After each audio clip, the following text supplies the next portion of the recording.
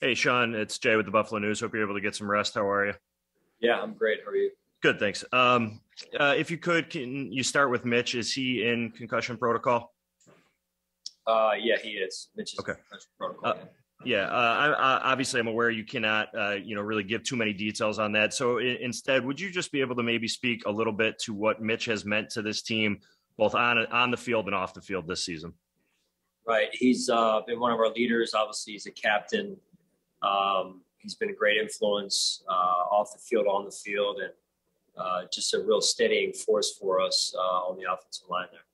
Yeah, and offensive line wise, penalties the last couple of weeks. It seems like an inordinate amount of the flags that you have drawn have been against the guys up front. Is that an issue that you've sort of identified that you feel like up front they need to try to clean up here a little bit going, the rest of the way? I would say, our entire team, we don't want to be known for beating ourselves, right? And so making sure that we're cleaning up the penalties as best we can. We want to play aggressive, but we also want to play disciplined and with good technique. Along those lines, I know you have a little bit more runway for penalties that occur during the play when guys are trying to make a play.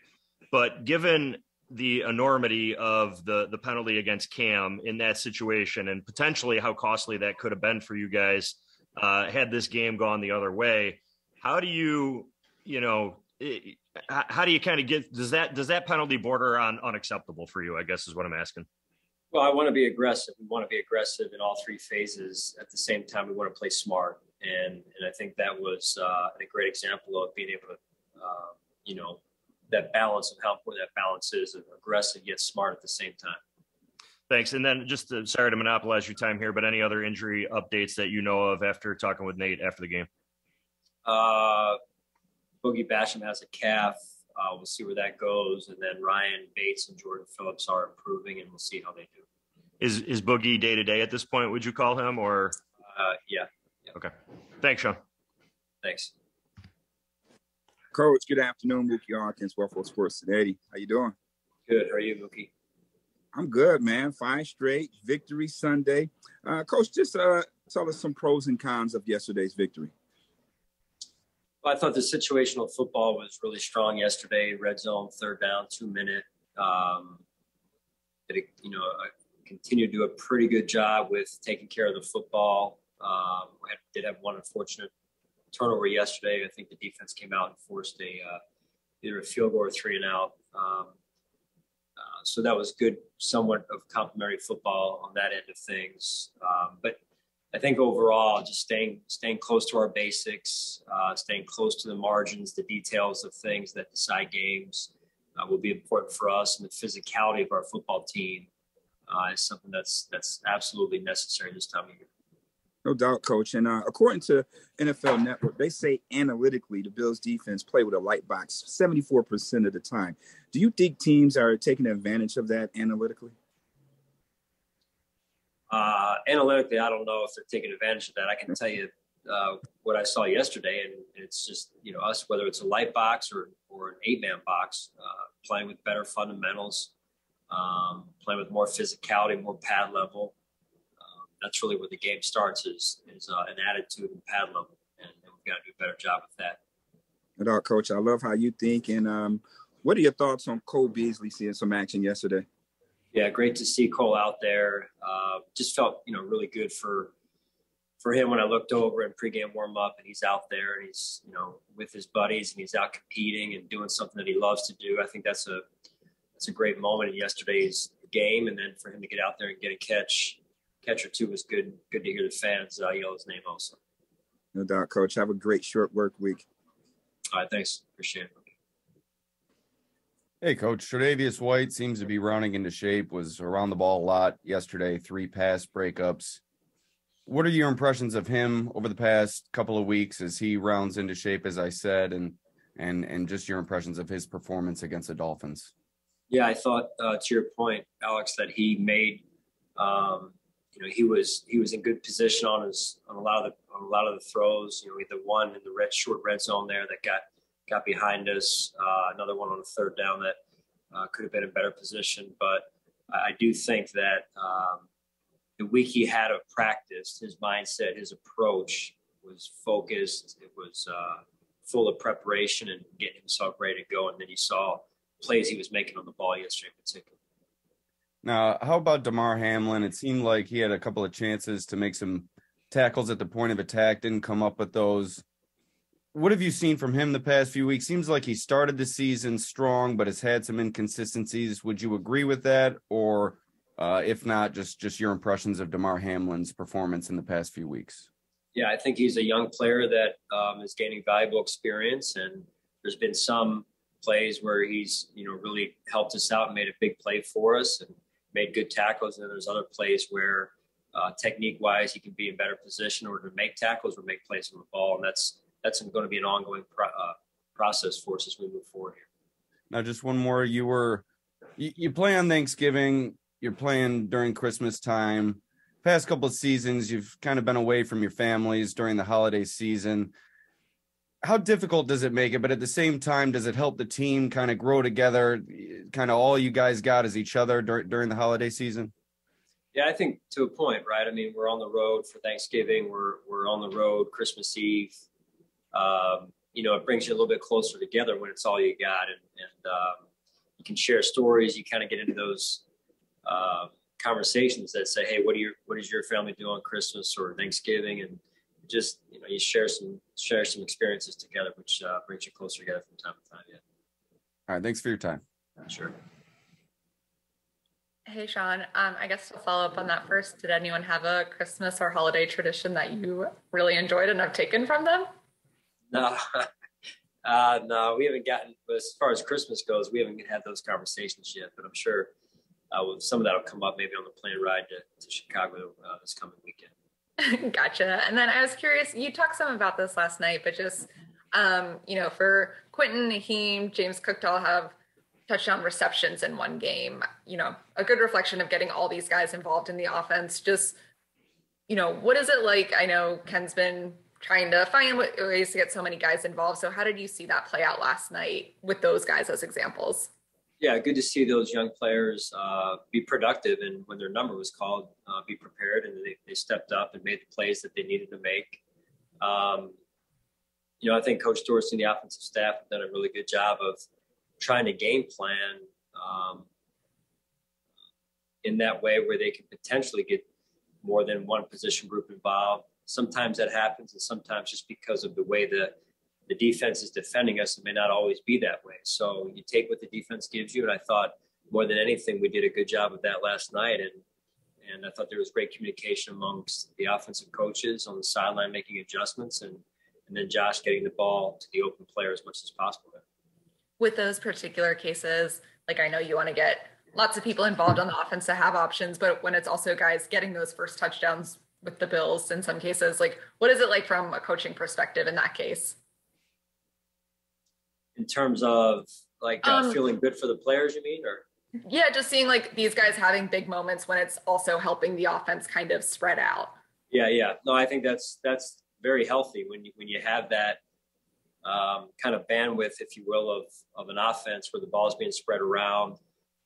Josh is dealing and he's getting the ball out of his hands in a decisive manner, and I think that's healthy, for our offense for sure. Thanks. Sure.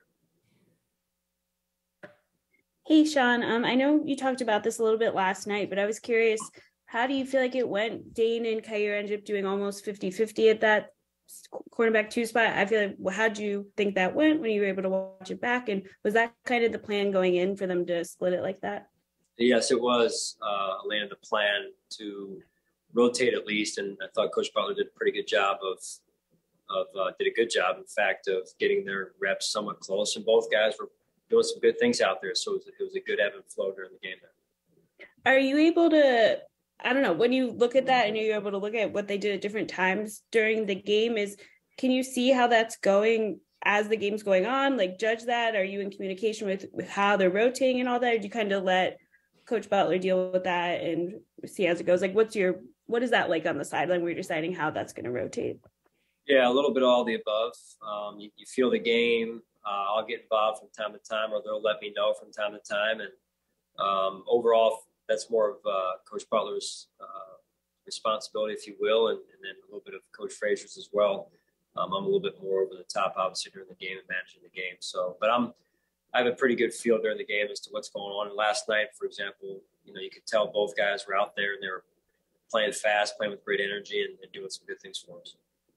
And then I was just curious, after the adjustments the offense were able to make, there were 4 punts in the third quarter, how they were able to adjust and put together 2 huge drives at the end of the game. Just I know you talked last night about the communication that was involved in that, but why do you think what adjustments were able to be made to kind of put together those 2 drives after it just wasn't working in the third quarter? Yeah, I mean, unfortunately, we had those 4 punts there in a row. And again, like I said, the communication amongst the coaching staff and then the execution on the field was really what stood out the most, in particular that last drive. We had some semblance of balance, run and pass, different style passes. I thought the offensive line did a good job on that drive in particular, giving Josh time. And then when you can run the ball like we were able to run it, I thought the pad level was where it needed to be, and the execution was as well. Thanks. Sure.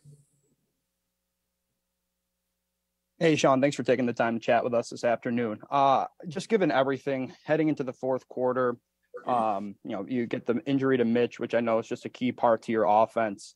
You talk so much this season about the team's ability to be resilient, the injuries and other factors that have happened so far. To pull out the win last night, is that maybe the best example of that team's resiliency you've seen this season?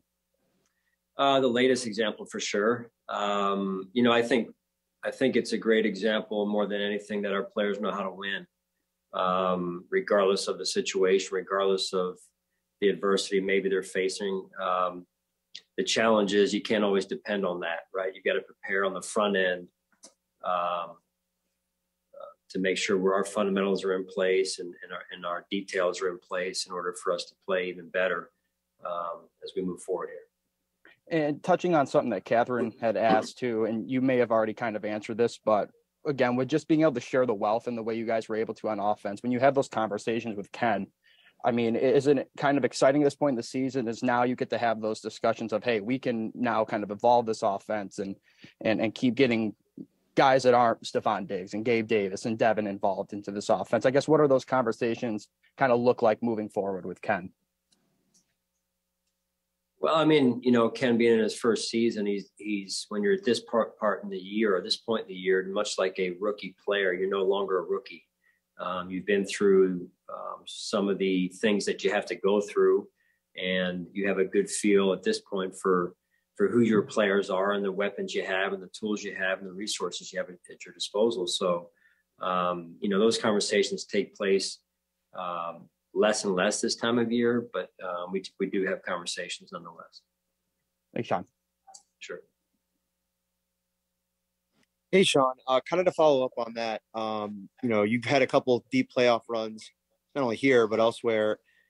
How much is it, important this time of year to be, evolving yourself or, adding new things? Like Josh talked about this week, Ken Dorsey installing a lot of new stuff for this game, and guys executed it really well. How much of a balance is that of trying to be new with what you do on both sides of the ball week in and week out, especially as the playoffs kind of approach? Yeah, I mean, Matt, I think it's important that, you are evolving every week, and that's where that growth mindset,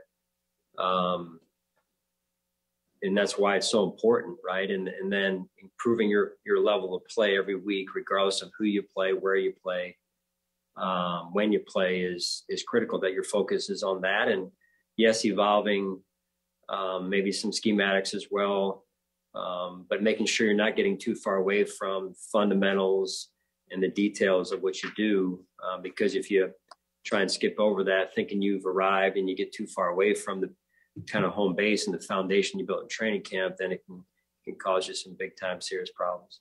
Mm-hmm. And you talked a little bit about Dawson Knox's performance last night, but after getting a chance to look at the film, I asked him about, like, in a game like that, when you have a couple, plays that you want back, drops, whatever, pushing through that and then finding a way to make plays late in the game. I mean, that's what you're probably looking for. What was your assessment of his game and the way that he did push through those challenges? Yeah, I was in the room there when he was mentioning some of those, so I heard those, and I think it's just tremendous that he has awareness, self-awareness to know how important it is to be able to reset in those situations, and knowing that your teammates are going to need you that very next play and then on throughout the rest of the game. And that was a great example last night of him doing that. Thanks, Sean. Appreciate it. Yeah. Hey, Sean, I just wanted to follow up on what you're saying about Ken Dorsey, how, at this point, it's no longer like the rookie OC kind of at where he's at in the season, recognizing that there's more of the year to go. What are some of the ways you've most seen him evolve in his first year in this role? I think like for all of us, the breadth of the job is more than you think, right? And it's not that he didn't know. It's true for all of us. Me as a head coach, me as a first-time coordinator, just use my own personal experience going through what Ken has gone through this year as a first-time play caller.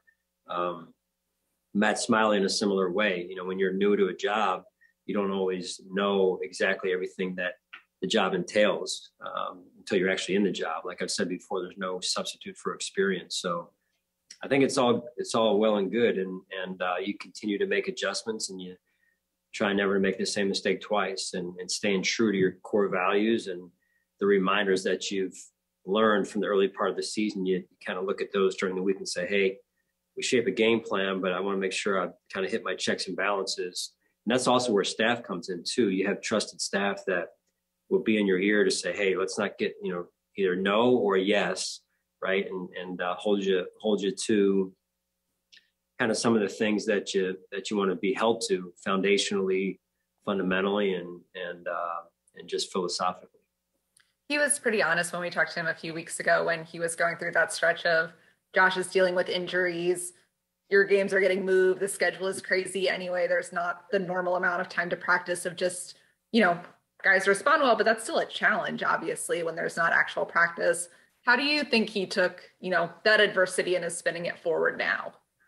Yeah, I think, like I said, that they're all valuable lessons that you learn. There's, as a play caller and a game planner,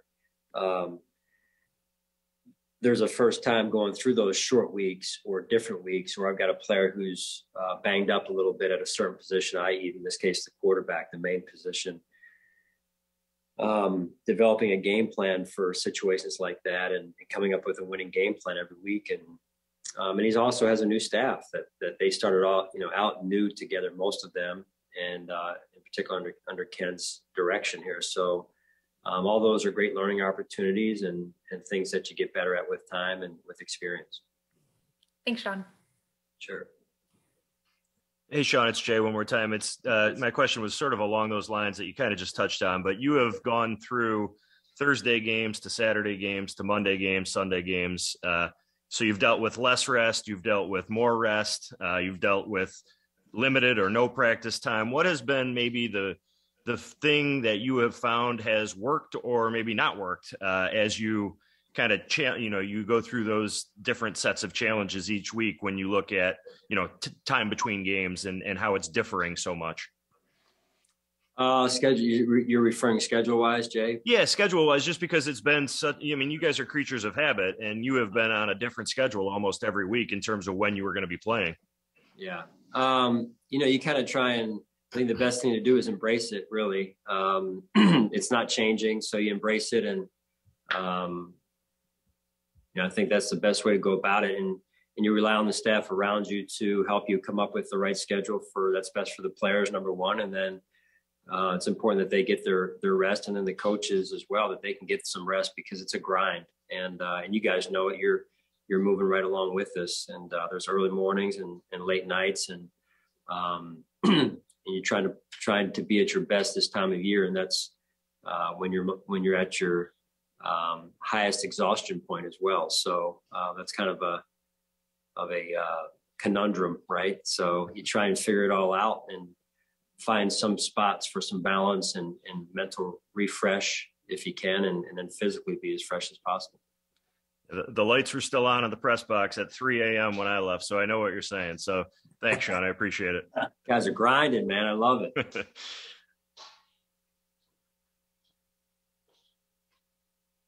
Hey, Sean, how much do you think Dawson Knox's willingness to be a blocker throughout the season kind of helped him stay engaged in the offense until his targets started to come?